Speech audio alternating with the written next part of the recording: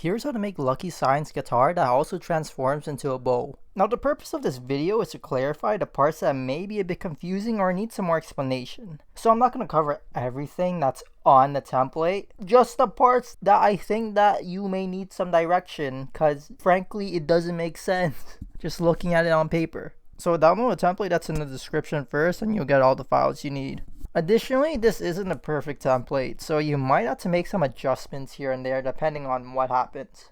Within the template, you'll see parts with these little triangles and rectangles. The purpose of that is just to line them up. So triangles will point towards each other, and the rectangles will be side by side, and then just fucking tape it. Since you know that, you're just gonna tape them together to make one complete piece. As well as this right here. Triangles point to each other.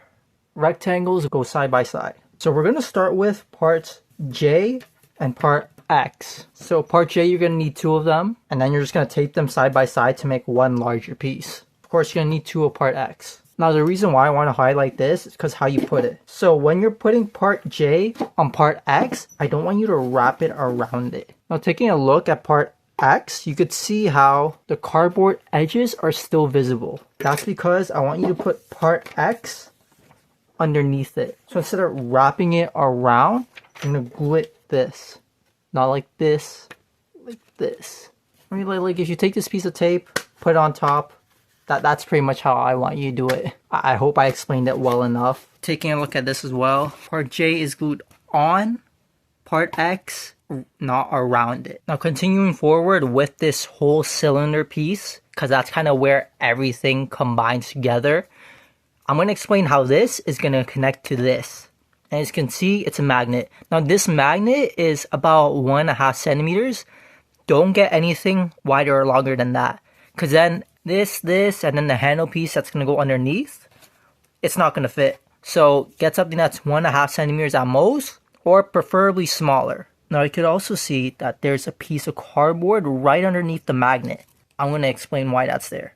So the reason why it's there is to act as a wall. So it prevents the parts that are under it from moving around. So on your template, you're going to have 3 separate rectangles that are 1 centimeter wide each. You're going to tape that all together, and this is what you're going to get. Yo, the dogs are out. So let's imagine this is the magnet right here. So right underneath the magnet, we're going to wrap this around. Of course, you're going to glue this onto your cylinder. If it overlaps on the back, you cut that out, make it shorter, or just leave it as is. It doesn't matter. This won't affect it. Next is this piece right here. K.1, I.1, J.1. You're going to make duplicates of all of them. So you're going to have this, but times 2. I only have one of them because I'm just lazy. So similar to what we just did, you're going to wrap it around, but don't glue it onto the cylinder. As you can see, it overlaps a lot. So what you're going to do, mark it where it overlaps. So right here. And then just move it back by like 1 centimeter. Right? You're going to add or remove, however you want to say, an additional centimeter. That's when you're going to glue it together. The reason why is because I don't want this to be like tight around the cylinder. When it's tight, you're going to have a hard time making it turn around or making it move.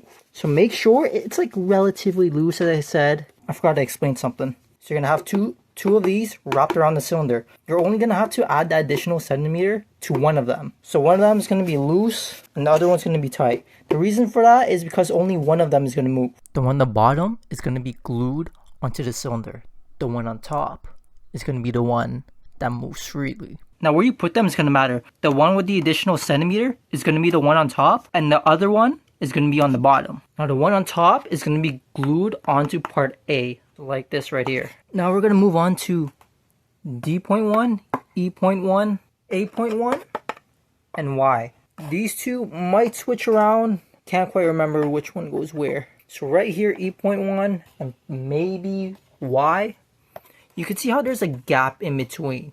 That's because it just isn't perfect. You won't be able to see it from the top, so it's not going to matter. It's going to get covered up by the neck.